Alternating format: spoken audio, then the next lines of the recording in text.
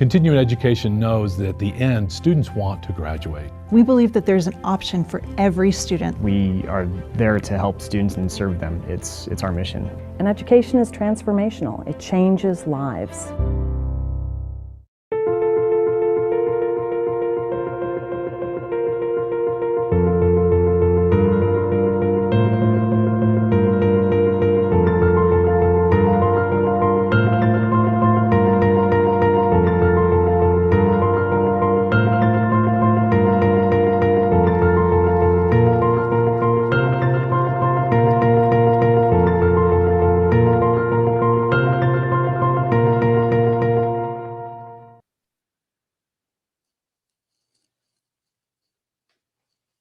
Hello, my name is William Romano. I'm a senior at the University of Colorado Boulder, studying political science and international affairs. Today I'll be talking about, is polarization dividing America or not? Over the past couple of years and couple months, we've seen how polarization and political agendas and issues have really stretched and put a gap between Americans. I hope today this panel will illuminate possible solutions and alternatives to better ways we can combat this. Our esteemed panelists will be talking about things such as climate, equality, and other political agenda items that I hope will be very helpful and useful to you moving forward. I hope this panel is useful to you, and I hope you enjoy it. Thank you.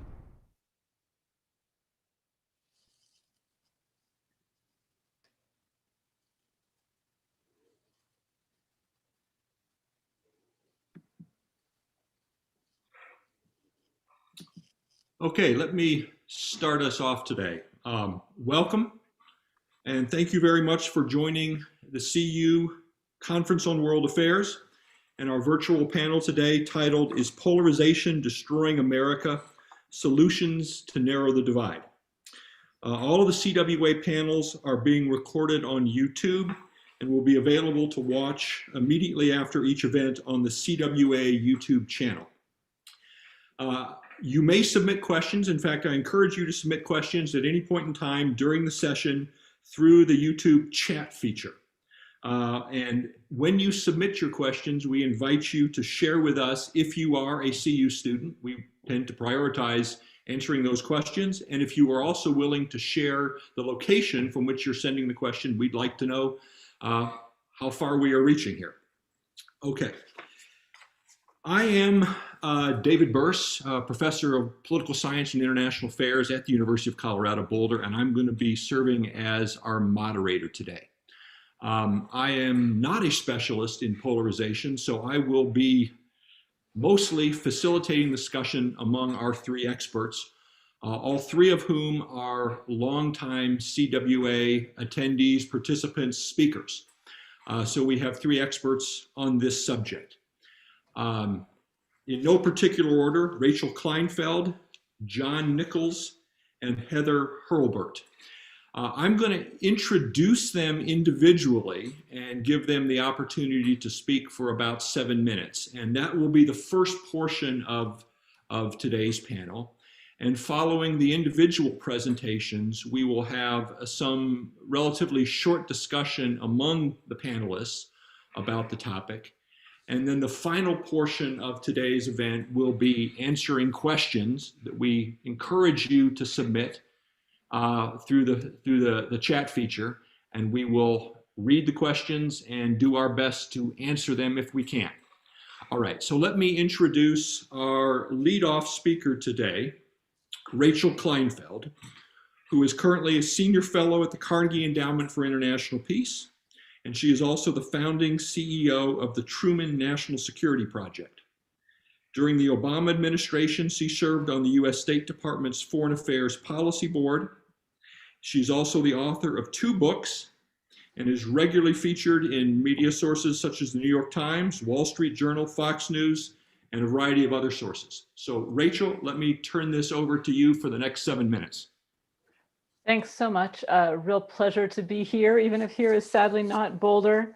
So let me start off as the kickoff here. I think it's my job to kind of set the stage. And I want to just talk about what kind of polarization we're talking about and then what it can lead to. And maybe I'll have time to get into some of the ways that we might be able to ameliorate it.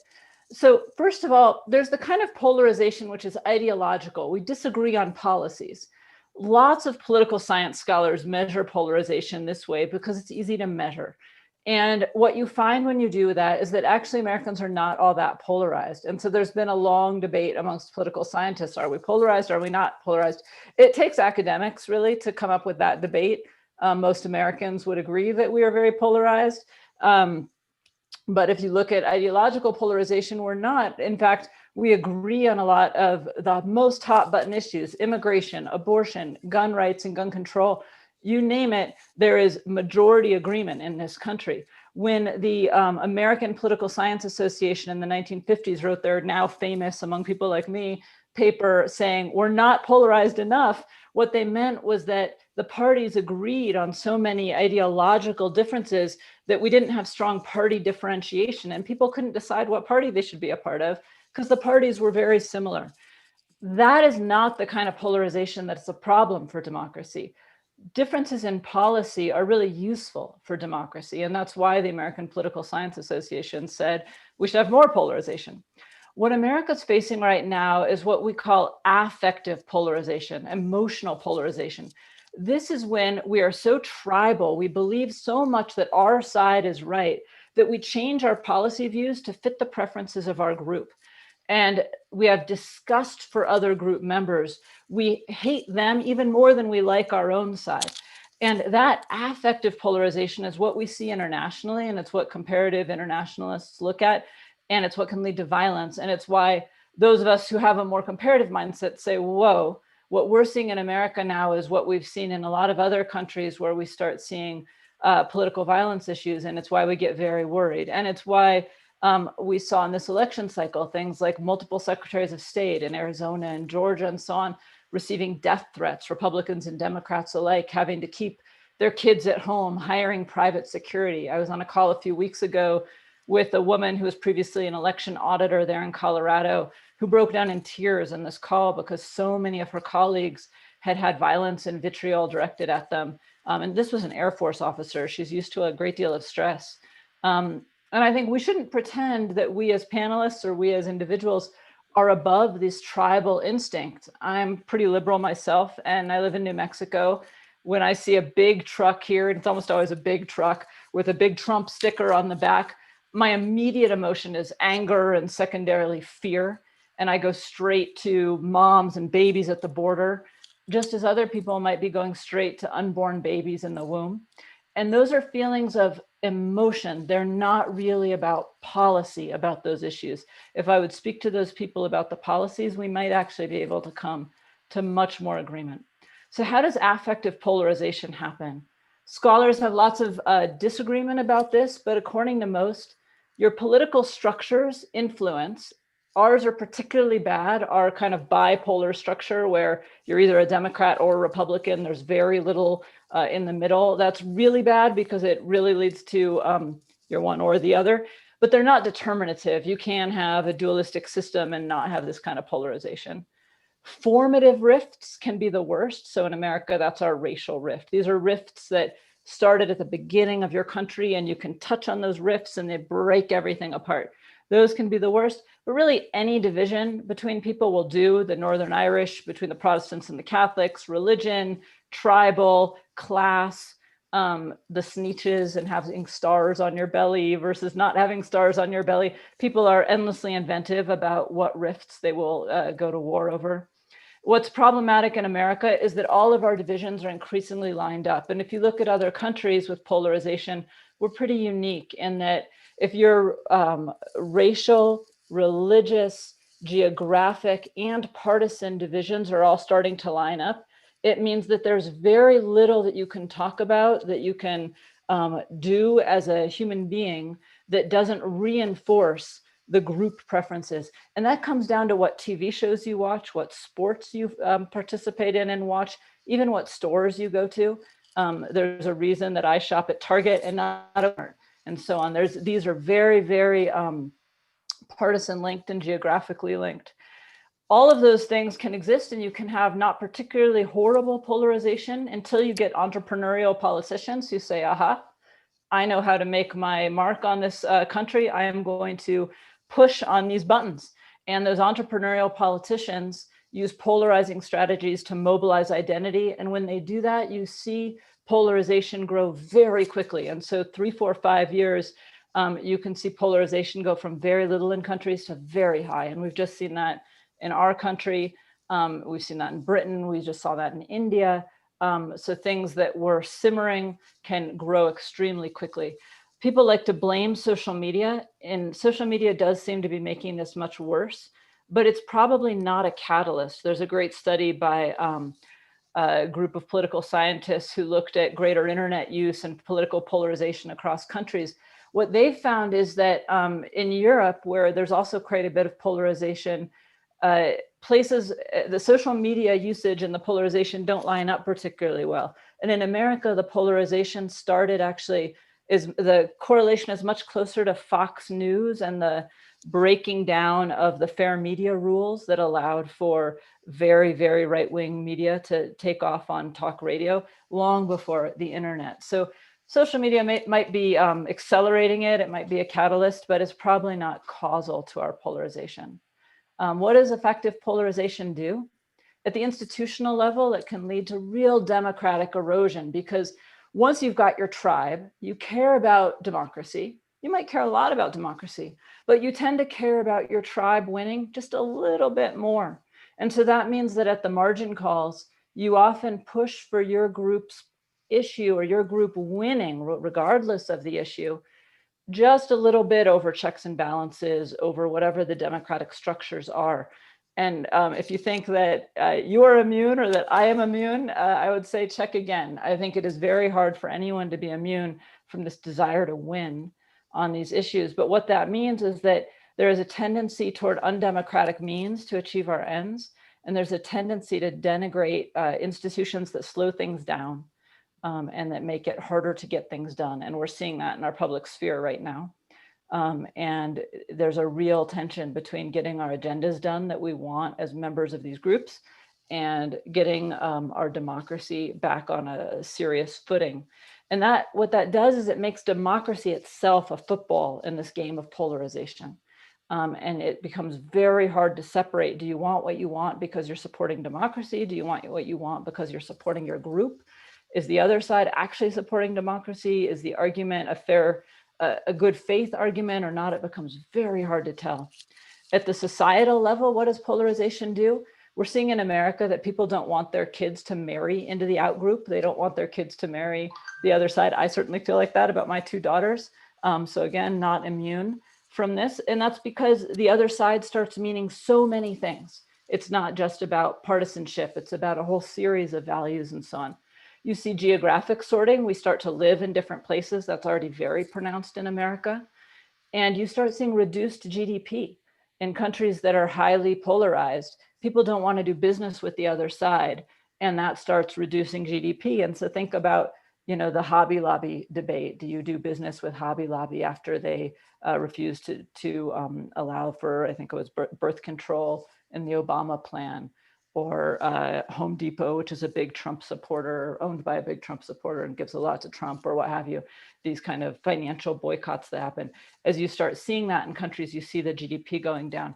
And then my own field is political violence, and what you see as the endpoint of this kind of polarization is political violence, because under conditions in which institutions are weak or unequal, social trust is weaker, inequality is higher, and you have a history of political violence, which America, of course, does. You can get to that point.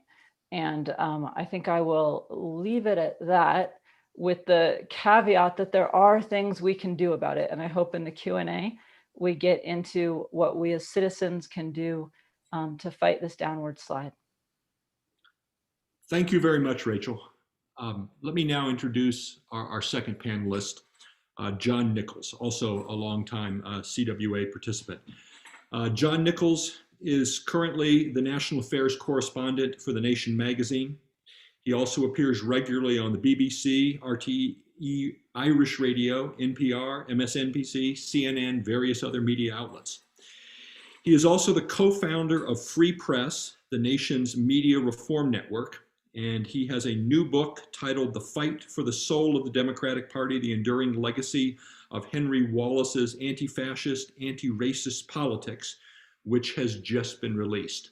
So let me turn this over to you, John. Well, thank you, David, and thanks, Rachel, for such a great lead into all this. It was terrific, and it touched on so many good points. I want to express my sympathy and solidarity with the people of Boulder and Coloradans in general. I know this has been an incredibly traumatic time. It's important that we gather for sessions like this, and I'm very impressed with what CU and the Conference on World Affairs has done this year. I want to talk about polarization, of course, that's our topic. And I'll start out by saying that polarization is nothing new. It's American. In fact, it's hardwired into us. It's who we are. At the founding of the American experiment, if historical research is accurate, about a third of us actually favored revolutionary action against the British Empire. About a third of us didn't care, and about a third of us were on the British side. And so that was it got about as ugly as it could get. You had people spying on one another. We now make really good Netflix TV shows about things like that. But we didn't unlearn it when we became an independent country. In 1787, we wrote a constitution and thought we had set up a way of governing. People were so horrified by it that they refused to ratify it until they amended it 10 times with the Bill of Rights. And it just kept right on going. We couldn't resolve the original sin of the American experiment, human bondage, without a civil war. That civil war pitted family members against family members, communities against communities, brutal, violent, horrific in so many ways. We finished the Civil War and still did not resolve the original sin of the American experiment. We had an attempt at Reconstruction, which we didn't see through. We went into a Gilded Age, which began to show massive economic inequalities and saw a great deal of violence. Right up to the start of World War II, if you look at the survey research, we were profoundly divided on whether we ought to go fight against fascism. And so this country is historically polarized. It's who we are, it's what we are. And it is a fantasy to imagine that we are necessarily more polarized today than we have been at sometimes in the past. In fact, in the past, we have been just as polarized. The problem is that we don't like what we may have to do about it, and we don't like where it may take us. And that's why we're having this discussion. And I would suggest to you that at the root of the problem is a reality today that we are more aware perhaps than in the past, that a country that has kind of gotten by with seat of the pants solutions, that has dealt with its problems kind of anecdotally and in the moment, is being confronted by a future for which we have not planned. And our lack of planning is coming at us in every imaginable way. We face a climate crisis that we did not plan for, have not responded to in an effective way. We're in the midst of an automation and robotification revolution that is transforming everything about how we communicate, how we live, how we work, and how we will work. And we have not begun to plan for that or address it in a way that might be minimally realistic. And we have the lingering unmet demands for economic and social and racial justice in a country that seems to avoid at every turn the necessary dialogues about how to begin to move forward in fundamental ways. And all of this was real before 2020. 2020 brought us the coronavirus pandemic, an incredible challenge for society in almost every imaginable way, not just a health challenge, but an economic challenge. We literally had the 1918 flu epidemic in combination with the Great Depression at the same moment, and all sorts of other challenges coming at us. And you would think at such a moment, that's where we get our act together. But of course we didn't. We handled it horribly as a country, miserably, not the people themselves. As Rachel well points out, we often agree on a great many things and we can find ways to get along. But as a country, we were a disaster. More than 600,000 people dead, tens of millions infected, a profound failure to respond in ways that we could have responded. And even now, debates about whether you should wear a mask, not just for yourself, but to protect others. I mean, as a country, we have politicized our response to a pandemic. And so we know how fully polarization exists and how profoundly it can challenge and damage us.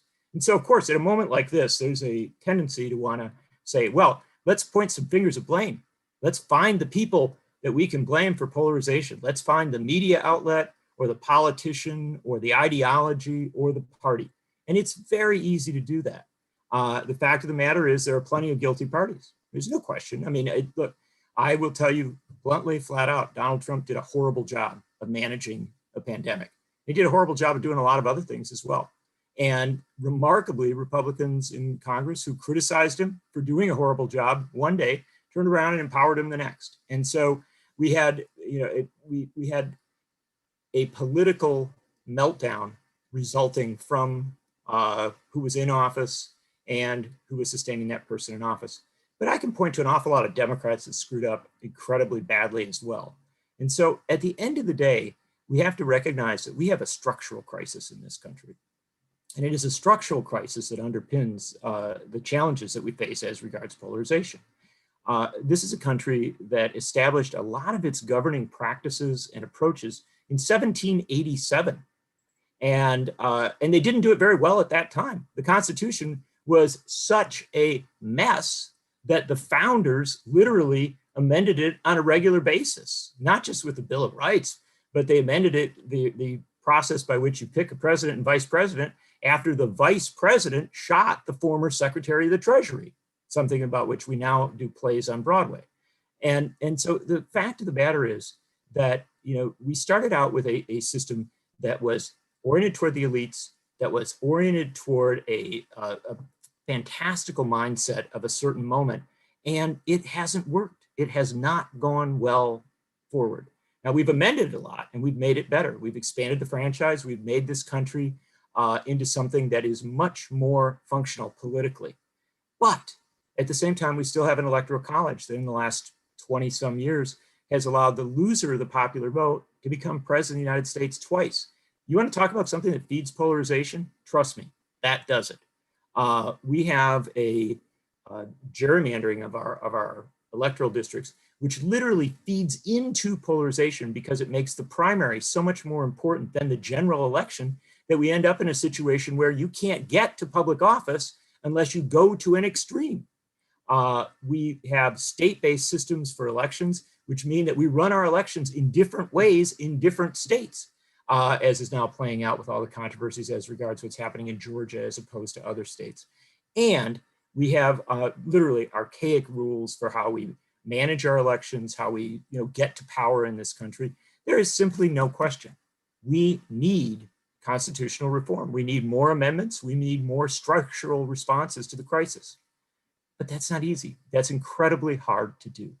And so while I put that on the table, something right up front, and we have to understand our structures, our system feeds into a polarization that is in fact rendering us incapable of dealing with something like a pandemic and feeding into all sorts of other concerns. We also have an information crisis in this country. And I'll close off with just highlighting the fact that something that we can do things about in a much easier way in the short term. And that is that our local media in this country is dying. It is literally being obliterated. I'll give you a couple of stats.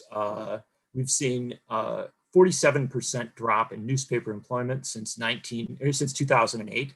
200 American counties, this is counties, no longer have any newspaper and basically no longer have any functional local media.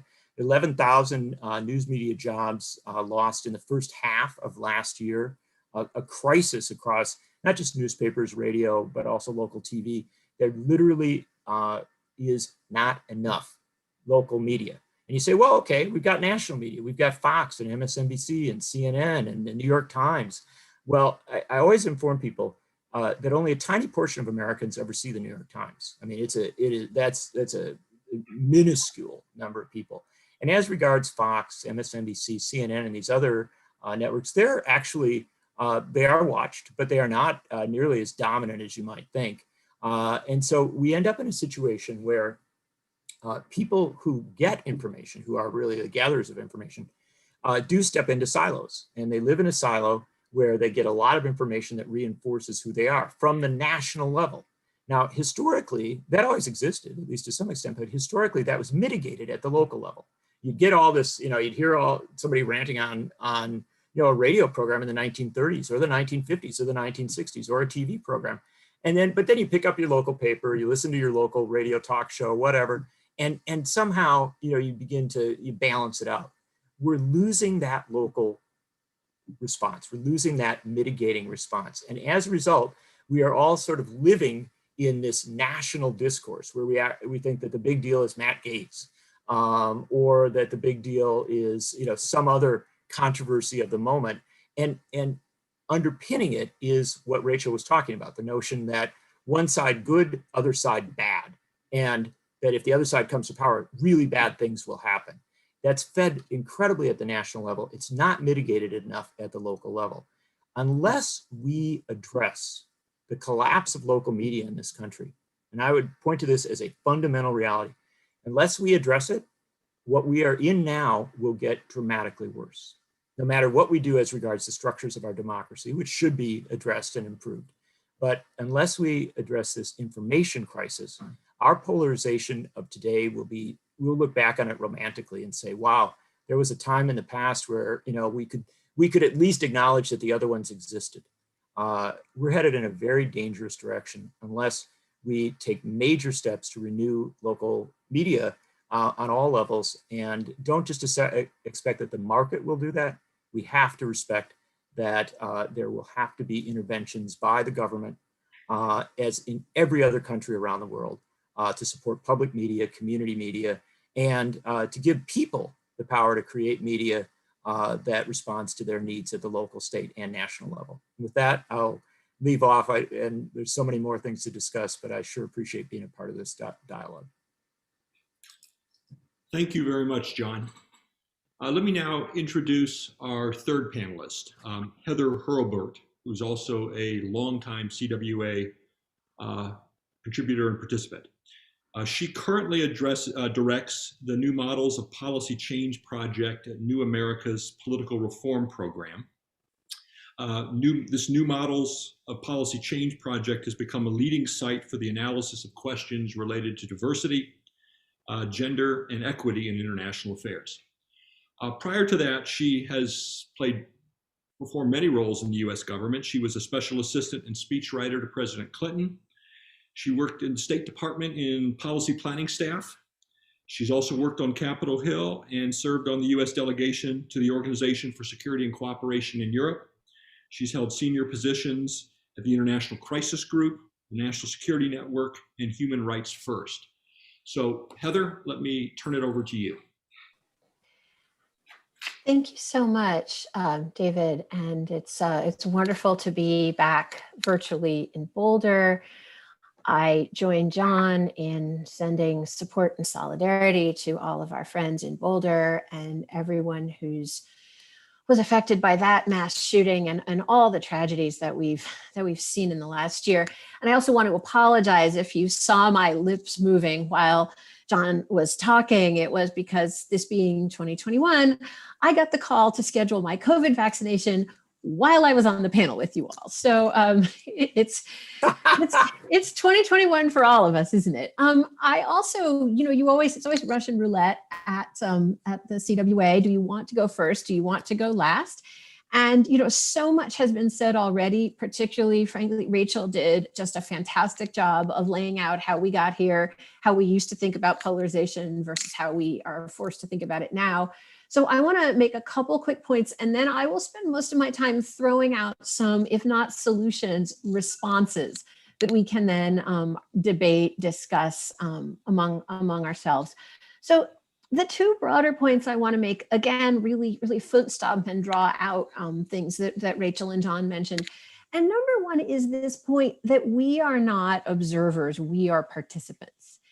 And this, a lot of the literature on polarization, whether it is the domestic political science literature, or whether it is the international literature that tends to look at more classically post-conflict situations of the kind that Rachel has made so many eminent contributions to, is written from the perspective of, the deus ex machina, the mediators.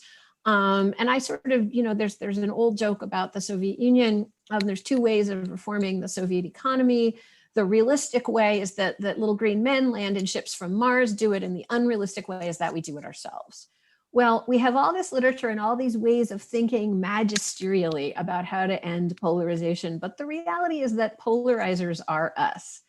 And so here, I think in different ways, each of us is telling the audience that polarization is not going away in America. And so the solutions, to the extent that there are solutions, is not how do we unpolarize ourselves and how do we return to some mythic unpolarized past, which in fact never existed. Because as John pointed out, when political scientists were complaining that we weren't polarized enough on the issues, we were highly polarized in our perspectives on each other's fundamental humanity. And previous consideration, it's only 100 years ago since what Rachel and I thought about politics mattered to anyone. We're still working very hard, or not so hard in some places, to enable all of us to have equal access to the franchise. So this question of who's polarized from whom, I think if we expanded the lens on that, we would see our history a little differently, and we would have less of a mythical past to look back to. The one other point that I would make about how polarization goes from being an interesting phenomenon to an accelerant to political violence and a real threat to not just our national life, but to actual human lives and to our democratic institution, is the choice of leaders to use winner-take-all approaches and to weaponize people's identities, making politics into a life or death game. And this is what analysts call elite factionalization. Many of us have implicitly or explicitly the idea that the kind of polarization and factionalization that lead to violence come from the bottom up, that it's the uncontrolled mob, that it's all, as both Rachel and John said, those people over there who have unreasonable attitudes about other people, whereas I here am quite sane and have sane attitudes about it. I sitting here in the People's Republic of Tacoma Park, Maryland, just to make my own biases quite clear. But in point of fact, the kind of extreme polarization and spurs to political violence come in the US and all over the world and throughout history from the top down. And that means that one of the biggest changes we could make to lessen the impacts of polarization would be to get our political elites to stop using it to stay in power through the mechanisms that Rachel outlined.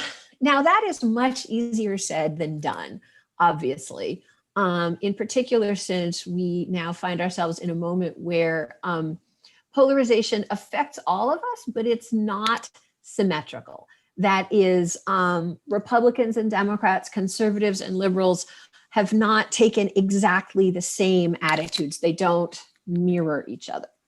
So the approach that I want to talk about as a response, if not a solution, starts from what I like to call a resilience approach. And that is reflecting that we are a very divided society. We have a history of division and violence and of the use of division and violence to maintain power that we can't wish away. So therefore, what do we need? We need the ability to absorb shocks and de-escalate rather than escalate. And ways we get to that, some of them are pretty obvious and some of them are much less so. The one that I want to start with is something that in wonk speak we call supporting in-group moderates. And this is actually a way that each one of us can contribute within our own groups, even if we believe that it's the other side that's causing 100% of the problems and our group is blameless in every way. And who among us, at least occasionally, doesn't feel that way? And supporting in-group moderates mean that there have to be people within your own group who you are willing to listen to when they say, whoa, that's too far. Just because I hate the New York Yankees does not make it okay for me to beat up people who are wearing Yankees hats. We have to stop somewhere. And the minute that those people's voices cannot be heard, are not respected, I'm sure listeners can think of various political figures in both parties in recent years who have been vilified for trying to have productive relationships with folks outside their own party. And we see this also, frankly, in religious communities. We see it in ethnic communities. You all know the slurs. So classic. And interestingly, in-group moderates are often among the first people targeted when you start to slip from polarization into violence. So supporting in-group moderates doesn't just mean grudgingly continuing to listen to the people in your own group that you think are a little too close to the other group. It also means making sure they have support and platforms and protection so that they can continue to play their leadership roles. And again, as I said, that goes for you within your own community. And for those of you who might have the ability through state or local government or philanthropic organizations to think about other communities, who are the faith leaders, who are, to John's point about the importance of local media, who are the local media figures that are beloved and trusted, who are frankly the coaches and teachers who people will still listen to even if nothing from the national level breaks through anymore. Second is the idea of creating cross-cutting identities. So now, in addition to being a rabid Yankees fan, which by the way, I'm not, I'm a rabid Yankees hater, but it's a good example, and a resident of the People's Republic of Tacoma Park, maybe those two identities are sometimes a little bit at cross purposes. Maybe I encounter sports fans who have very different politics from me, but we can agree around sports. It used to be the case that religion to some extent served this purpose, but as has been noted, American religion has gotten very polarized. In some ways, of course, it always was. As Martin Luther King said, it's our most segregated hour. But really looking at how community leaders can build these identities, and frankly, that they're not just belonging identities. So I'm talking about sports because, of course, that's a key way that Americans find community and belonging, but also opportunities to contribute. And here, I'll point to a couple of specific communities where we're watching young people of various who start out with various identities, who get sucked into extremist movements or who are adjacent to extremist movements of various stripes because, among other things, they find a feeling of belonging. So what else can we be doing? Frankly, again, not at the national level. Most of this work is going to have to happen at the local level to help people find a way to belong. Similarly, with the distressing rise that we're seeing among veterans and active duty service members in white nationalist extremist groups, you hear over and over again that those are folks who loved having a mission larger than themselves and who come back, or in many cases, also folks who wanted to serve and weren't able to for one reason or another and find themselves adrift. And these extremist groups are very good at offering a sense of a larger identity and a larger sense of service. So that we need to think at a national and a local level, how can we create opportunities for people to contribute? Third point that may seem a little counterintuitive is supporting voices and leadership in community, particularly in communities that are the most targeted by polarization, the communities that are the ones everybody's polarized against. And that has had a particular set of targets in the Trump years: immigrants, people of color, trans folks, Black folks, women. We also, frankly, still have to figure out how we support the communities that feel themselves the most vulnerable on the Trump side, on the conservative side, however you want to describe that. And I am not the person who can do that. Just let's be totally clear about that. But it's an important, you can't, and again, coming back to the point of acknowledging that this is our country, so we're all combatants, we need to think about how that happens, right? About how all sides feel that they have a stake in institutions. So that is another thing that it often seems a little less obvious. If the problem is white nationalism, why would you be telling me I need to put money into immigrant communities or Muslim communities or Black communities? And the answer, again, is because you have to build resilience to violence, ability to stop cycles of violence, but also to larger points that, John, you made at the end, beefing up the ability of all communities to participate in politics equally is something that helps rebuild the legitimacy of institutions and gets you back to some of these points that Rachel mentioned about how polarization hollows out our respect and support for our forms of government. So that is something we can be attacking. Last point I want to make, because I see that the students who put this together were really kind of saying, hey, you stupid older people, why are you all yelling at each other instead of focusing on threats like climate change? And here I want to say, actually, I started working on polarization from the point of view of issue polarization. I mean, frankly, because Rachel and I worked together in the national security community, starting in a time where we were still able to do quite a bit across party lines. And that our field has gone from being one of the least polarized to one of the most polarized in American life.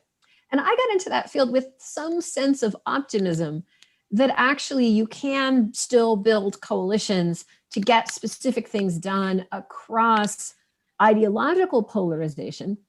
And paradoxically, the way you do that is not to be a mushy middle person, but it's to be very confident in your own values and your own group membership, and enough so to say, I know I'm a good progressive.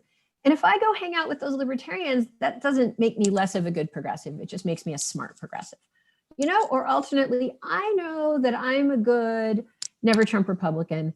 And if I go spend some time with conservative Democrats to figure out how we can be stronger together, again, that reinforces my own sense of my values and my ability to both believe that about myself and to communicate it to other people around me and to talk about issues. This requires, particularly for those of us who remember times when lots of things in the US had bipartisan consensus around them for better or worse, we have to get comfortable around talking about, so for example, climate change. There's a lot of things that I want to happen because they will slow the rates of climate change, extinctions, melting with polar ice caps, et cetera. But folks on the right want them to happen because they liberalize the electric grid or allow for greater competition in power generation. And it's just fine if they and I don't want those things for the same reasons. Or frankly, given the state of our politics, if some of us feel the need to say that we want them for different reasons.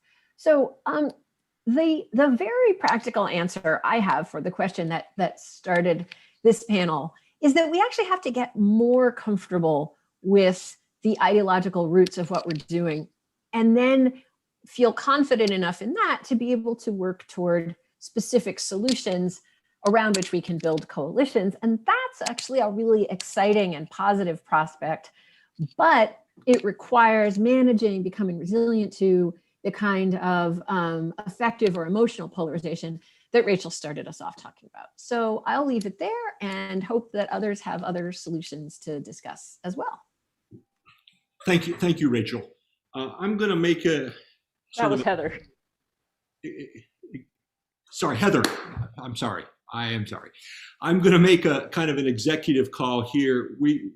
I'd like to get some audience involvement, and rather than sort of continuing the discussion among the 3-4 of us, there's a particularly good question that someone has thrown out from the CU community, and let me sort of get to the punchline here of the question, because I think the question is this: what is the responsibility of our educational institutions in reducing the polarization problem? That is, what kinds of things could the University of Colorado Boulder, professors like me, be doing to deal with this problem?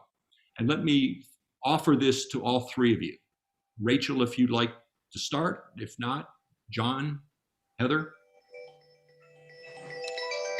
Sure, of course, my phone rings just as I'm being called upon.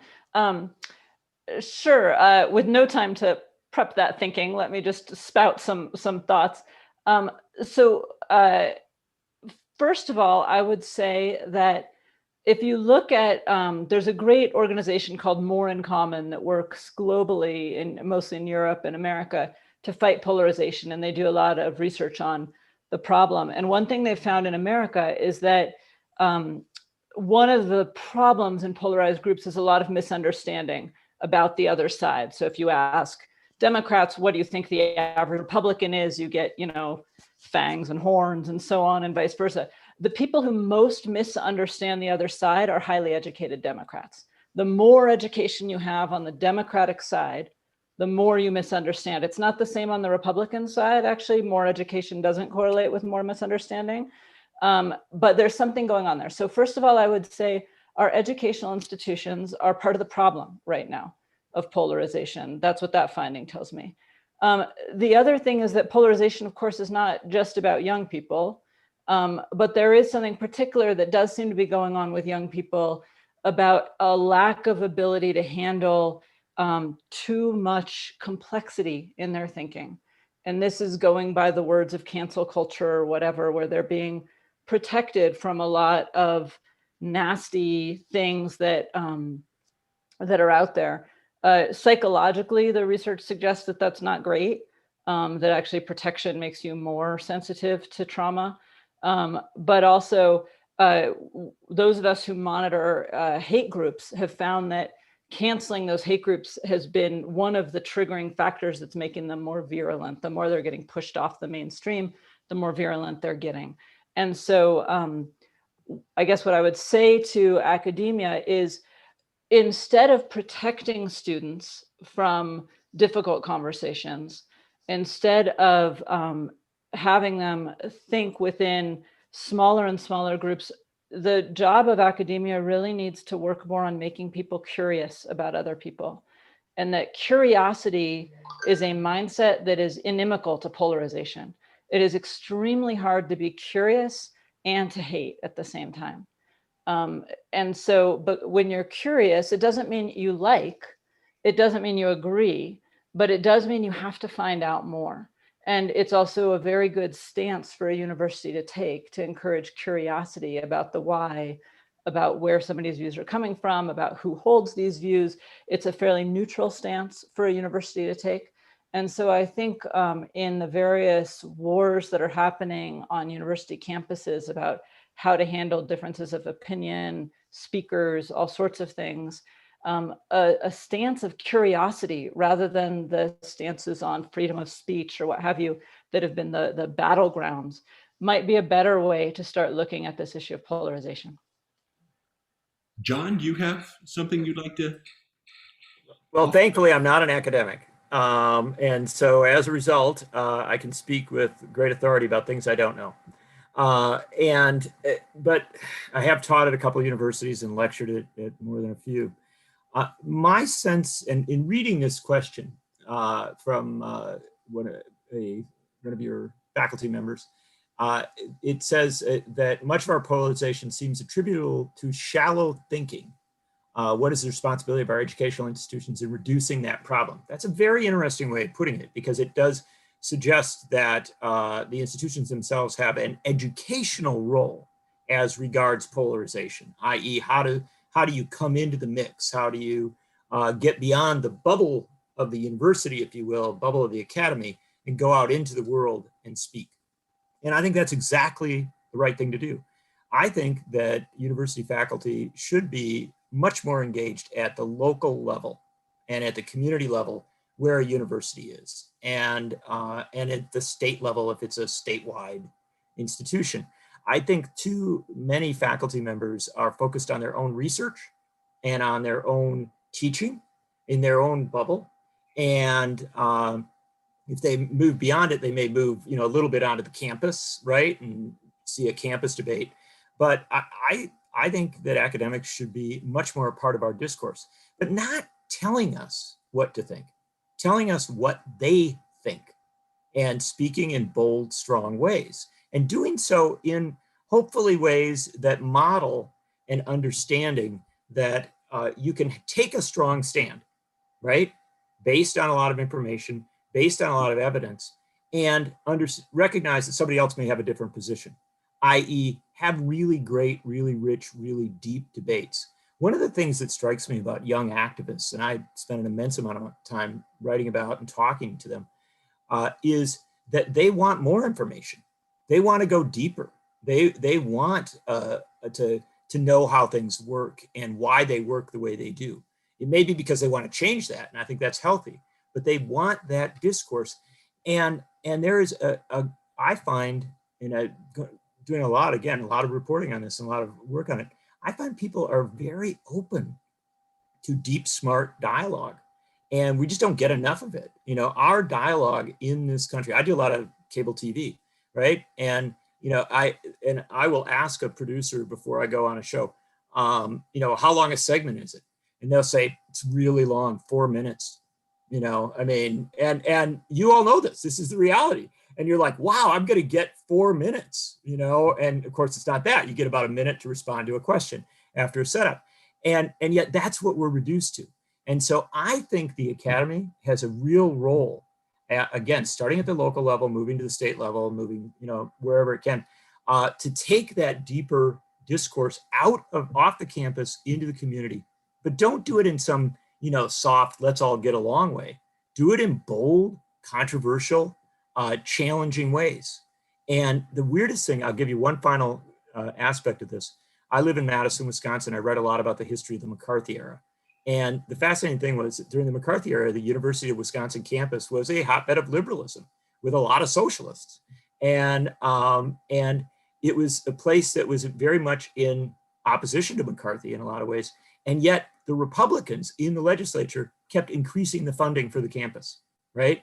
And I know that we live in different times and it's more controversial, but I can point to an awfully lot of examples where people like engaging with the Academy when the Academy has big ideas and boldness and is coming out and pushing and pulling and being a part of things. What they don't like is where it seems to be a know-it-all place that is so separate from everybody else and so disconnected that people wonder, you know, why are they sending their tax dollars that way?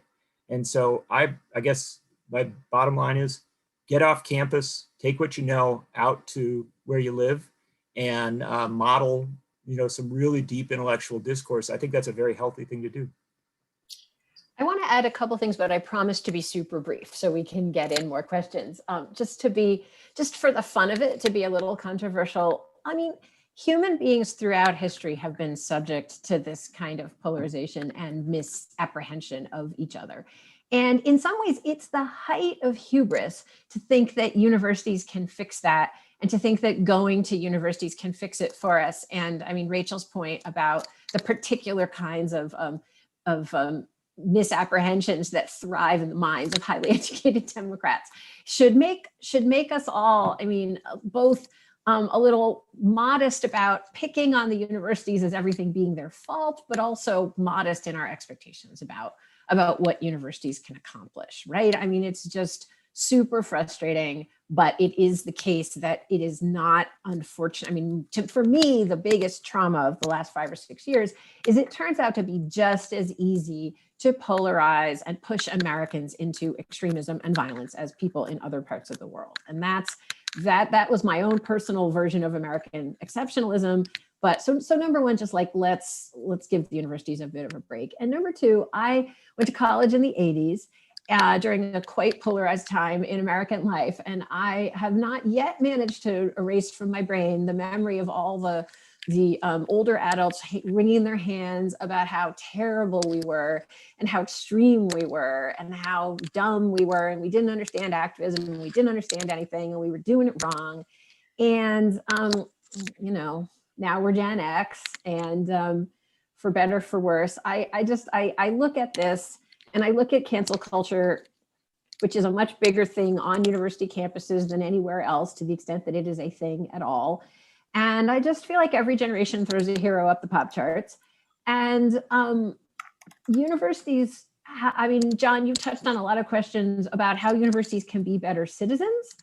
And there's plenty of ways that universities can be better citizens, but I don't, as long as, again, we have the history we have, and we have leaders for whom it's useful for us to be polarized, universities are not going to be able to counter that.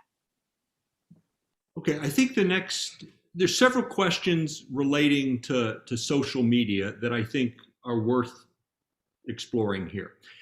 To the extent that we have this intuition that polarization, whether this is affective issue polarization, is increasing, strengthening, and that there is some social media contribution to this. That is, this polarization is facilitated by social media. The question might be, does it make sense to limit one's opportunities via social media? And there's certainly an intuition in some of the speakers' comments that no, this is not going to be counterproductive. But let's weigh in here. What might be your policy recommendations concerning access to social media? More or less, don't worry about it? I'll take a shot up front and then let other people say wiser things. I think social media is so influential today because mainstream media is so dysfunctional. It barely exists.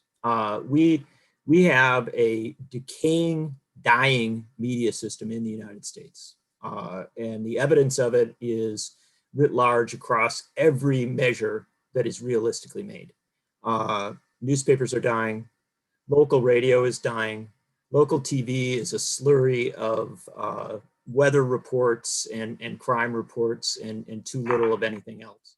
We don't have enough time, and I don't want to take so much time as to go through all the evidence of the extent to which our major media fails us. And as a result, people will turn to other places for information. There's simply no question of that. And rather than worrying about how much social media people consume or what social media says or does, although I think it's a legitimate discussion, it should be a part of what we talk about.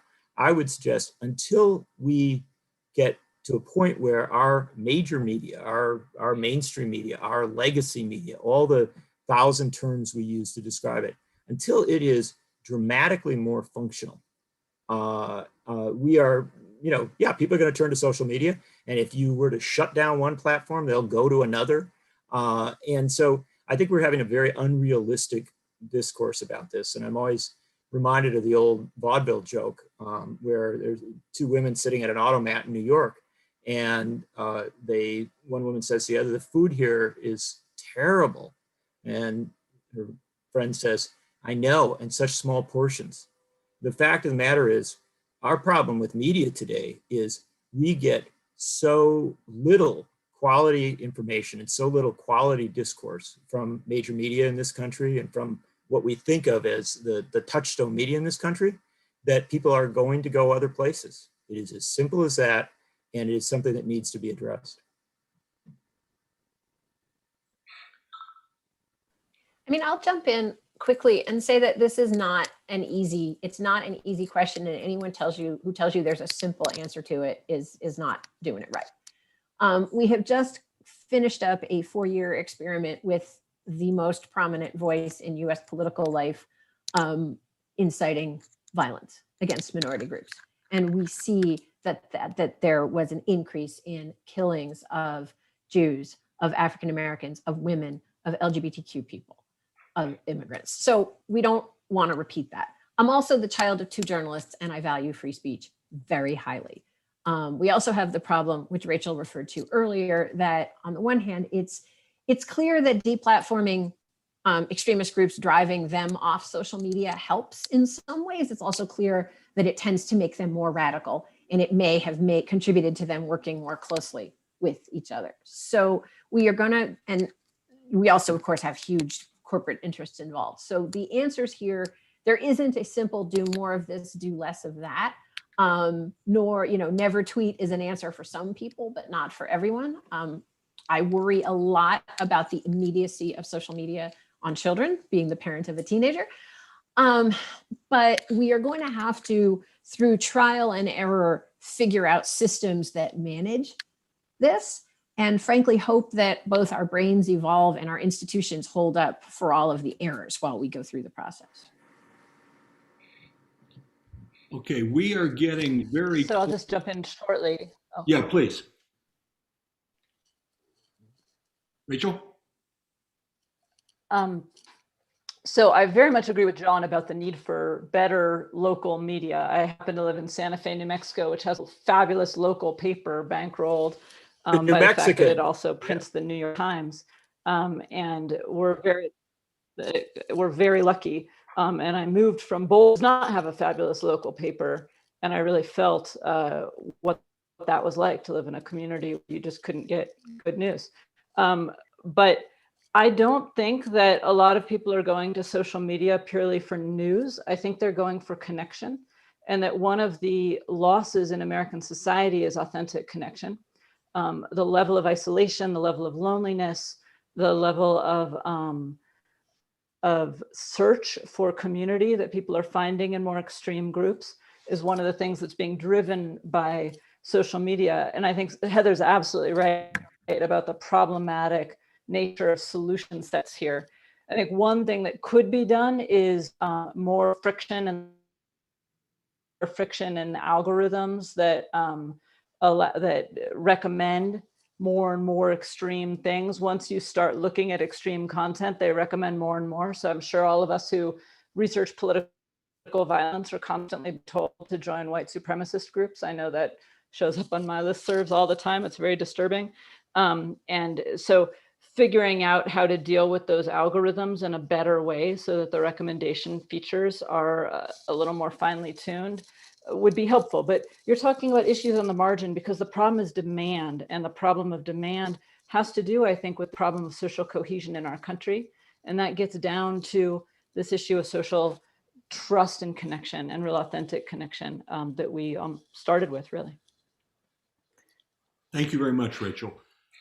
It is 12 noon Boulder time, and this is the point in time where this panel would normally conclude. So let me make a few final remarks here, and you have other panels that we hope you will attend.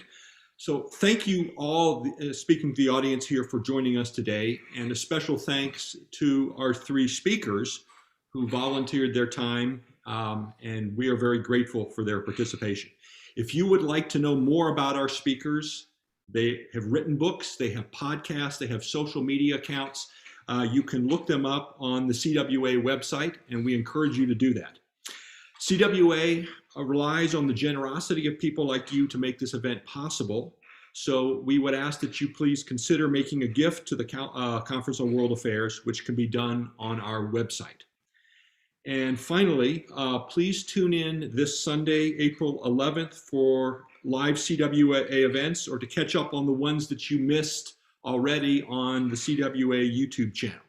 So I thank you all again for joining us, and I thank our speakers very much for their contributions today. Best.